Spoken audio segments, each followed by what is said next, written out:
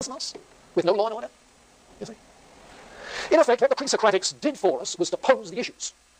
And very often it's far more important what question surfaces than what answers surface. You see? It certainly is with these people. Well, when you get to the pluralists, you might say this is a breath of fresh air. Because here you have people, Empedocles, Anaxagoras, Democritus, who see a multitude of different things. Empedocles, in fact, picks up on all four. Earth, air, fire, and water. All four elements. And in order to explain the kind of process that's involved, he comes up with some sort of a cyclical view of cosmic history. You see, seeing things going that way with integration and disintegration of the elements all the way through the history of the cosmos. The four basic elements. Anaxagoras, on the other hand, thinks there must be basic elements of every kind of qualitative thing, no matter how different. He calls them seeds. So your body will have seeds of bone, seeds of skin, seeds of flesh, seeds of blood, seeds of muscle, seeds of hair, so on and so forth. And there are some suggestions that it might be seeds of dark hair, or seeds of light hair, seeds of curly hair, or seeds of straight hair. We're going to stop this sort of pluralism. But then, having postulated such an infinite diversity of different things, all of these seeds, how are you going to account for the ordered unity of the human body, and for that matter of the universe? And so what Anaxagoras does is to talk about what he calls nous, or mind, as if there is some cosmic mind drawing things into ordered unity, in an ordered direction, some sort of divine nous. You can see that in groping for the source of cosmic order, they're groping towards some concept of a supreme being, you see. The beginnings of theology in the ancient Greeks, in distinction from some of their mythology, you see. But on the other hand, when you get to Democritus, the picture is different.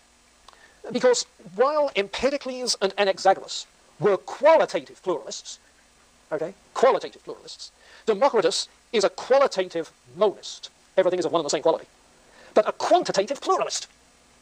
That is to say, physical things are composed of infinitesimal atoms. An atom, the word literally means it cannot be split. It cannot be cut. An indivisible pellet of matter. Okay? So physical things that we know are composed of vast numbers of atoms, indivisible pellets. And the qualitative differences between cats and cabbages and cauliflowers and kings, you see, the qualitative differences are due to the combinations of atoms producing those qualitative differences. Different combinations for a king and a cauliflower. Now, the idea is that the atoms come in different shapes and whirling around in some sort of cosmic vortex, natural kind of motion, whirling around in this cosmic vortex, collide, hook onto each other, combine so larger aggregates form, and as a result of sheer chance, mechanical processes, the whole body of things in heaven and earth has been formed over the course of history. So what you get then in these last people is particularly interesting, because whereas Anaxagoras is suggesting a teleological explanation, that is to say, there is this cosmic mind that orders things in these intelligible ways. Okay? On the other hand, Democritus has a purely mechanistic explanation. Blind forces combining by chance to produce the kinds of conglomerates that make up the cosmos. It's as if somebody took a whole bundle and bundles and bundles of individual letters and whirled them around long enough, and out came the Sunday edition of the Chicago Tribune. You see, that sort of explanation, the sheer chance. But obviously, here you have two philosophers heading in vastly different directions. You see? A mechanistic kind of materialism in which nothing exists but material atoms being moved by chance forces. Okay? And on the other hand, a teleological explanation which is pushing in the direction of either some kind of theistic metaphysic or some kind of idealism, but some explanation which sees some immaterial reality of a rational sort, accounting for the orderedness of the cosmos. Now, that's been a quick rundown. And before I pick up and pull some threads together, let me pause. Did you get the story? What do you want to get clear again? Ruth? You said it's not just a qualitative monist, but a quantitative monist. Yes, because all of the atoms, individual atoms, are qualitatively the same, qualitatively alike. So a qualitative monist, but a quantitative pluralist. Many of them, but all of them qualitatively alike. Yeah, does that make sense? Getting the terminology under your belt and as part of your active vocabulary is part of the task of this lecture. Yes, I have a question on Empedocles. Who? Oh, Empedocles. Okay. You say his model is mechanistic. I'm inclined to say no. I think he's groping towards a teleological view for this reason, that in that cyclical picture of the elements combining and dissociating, he ascribes that cyclical process to two forces that he calls love and hate. Attraction, repulsion. Now, depending how you take those terms, love and hate, they could be simply metaphorical terms for attraction and repulsion as we think of it in magnetism and electricity. You see? In which case it would be a mechanistic thing. But on the other hand, if you take love and hate to be some inner directedness because of natural affinity, you see, it doesn't have to be conscious, any more than a daffodil growing up in the spring or turning to the light implies consciousness, you see. But as long as there is an order that is end-oriented, then you can say this is the beginning of a teleology. So I'm inclined to say that Empedocles isn't out into the clear yet, one way or the other, but I think he's edging towards the teleological view. Yeah. Okay, now I want you to get this general structure of the pre-Socratic period down as well as you can. We're not going to spend a lot of time on it, just today and next time, but we'll be referring back to it again and again. It'll become point of reference. Okay, so keep in mind the Milesians, okay, qualitative monists of a rather simplistic sort, the Milesians, the double aspect theories of Pythagoras and Heraclitus, the Eleatics, their absolute monism, the pluralists who pose the mechanism versus teleology question. And the reading that you're doing will put the flesh on these bones. The structure is important. Now, what I want to underscore is the kind of question that these people are raising. We think of Thales as about 600 BC. Okay, Thales about 600 BC. By the time we get down to Socrates, we're about 400 BC. So we've got essentially a 200-year span in which the pre-Socratics are at work. 200-year span.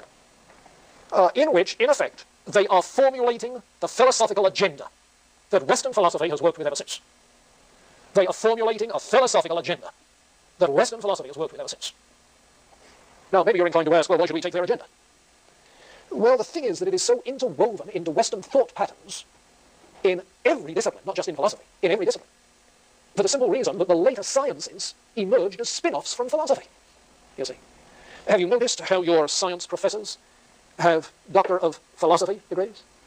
And many of them never saw the inside of a philosophy classroom, except for people like Dr. Chappell here, who audits philosophy courses. Bless her heart, you see. Simply because natural philosophy, so-called, philosophy of nature, natural philosophy, the sort of thing that these guys are doing, is the seedbed out of which the empirical and mathematical sciences develop subsequently. You see.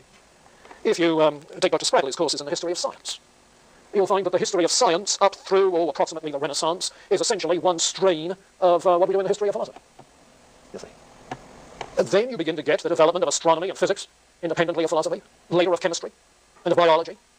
Sociology doesn't begin until the mid-19th century. Psychology, as a science, not until early 20th century. As late as 1910, what's now the Journal of Philosophy was called the Journal of Philosophy, Psychology, Scientific Method, etc. I know it's a mouthful, but that's the way it was. So the agenda that is created, you see, for the pre-Socratics was carried on in natural philosophy in ancient and medieval times and transmitted into modern times. So that in a sense, the question we're asking is still, what are the basic elements, or if not basic elements, what's the basic stuff? You see? Whether you want protons or quarks, take your choice. We're still asking the same kinds of questions. How do you describe the causal processes and the causal forces at work that produce change? You see? Same type of questions.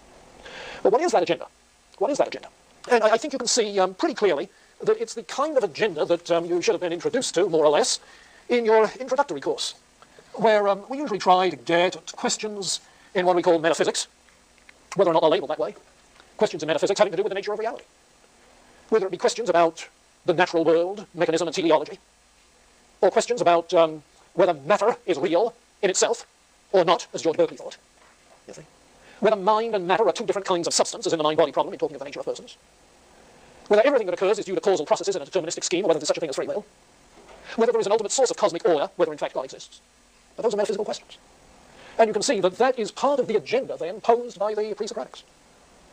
Now, I've also suggested that, secondly, there is a further agenda under the surface in epistemology, theory of knowledge, you see, where you find there are some of these ancients who are thoroughgoing empiricists saying all that we know comes from sense experience. And indeed, Thales seems to talk like that. Certainly the pluralists do, though they do have occasional speculation beyond that. Basically empiricists, as distinct from rationalists like Parmenides and Zeno, who disparage completely sense experience and say that only abstract logical thought really gives us reliable knowledge. You see. And so epistemological questions are posed about how we know just how reliable is experience, just to what extent can abstract rational thought provide knowledge, how are these two related? You see, that agenda. Thirdly, there is an agenda about ethics and about society, if you like, social philosophy. Because, as I hinted, both Pythagoras and Heraclitus maintain that if this is a rationally ordered universe, then we should live rationally ordered lives if we want to fit into the universe. We want to find our place, you see. And even Democritus suggests that a life guided by reason is of value in a mechanistic, materialistic universe. How come? Well, these blind forces cause pleasure and pain. So if you gain enough understanding of the causal processes, and guide your life by what you know of the causal processes, you can then minimize the pain and pursue the pleasure. But that takes a rationally guided life. So out of these positions flow ethical positions. What is the good life? And what do we have to do to pursue it? You see. So this whole agenda of Western philosophy, then, seems to be implied, spelled out, at least in its basic terms, by these pre-Socratics.